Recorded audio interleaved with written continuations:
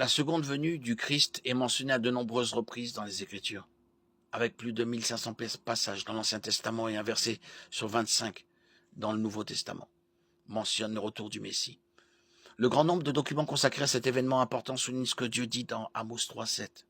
L'Éternel souverain ne fait rien sans révéler son secret à ses serviteurs les prophètes.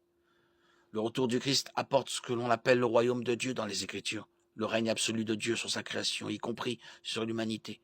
Pour ce faire, Jésus annonce 2 jugements différents, 2 résurrections différentes et 2 éternités différentes. Lorsque Jésus reviendra, il sera préparé pour la guerre. Apocalypse 19, 11, 16. Les nations seront rassemblées pour combattre Jérusalem. Zacharie 14, 2.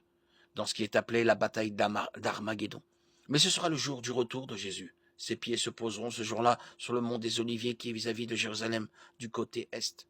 Le mont des Oliviers se fendra par le milieu d'est en ouest et une très grande vallée se formera. Une moitié de la montagne reculera vers le nord et une moitié vers le sud. Zacharie 14, 4. Ce sera un jour unique dans l'histoire du monde. Ce jour-là, il n'y aura pas de lumière, de froid, ni de glace. Ce sera un jour unique, connu de l'Éternel et qui ne sera ni jour ni nuit. Mais vers le soir, il y aura de la lumière. Zacharie 14, 6, 7. Les ennemis de Dieu seront vaincus et l'antéchrist et le faux prophète seront jetés, vivants, dans les temps ardents de soufre brûlant. Apocalypse 19, 20. Jésus établira son royaume et le Seigneur sera roi sur toute la terre. Zacharie 14, 9.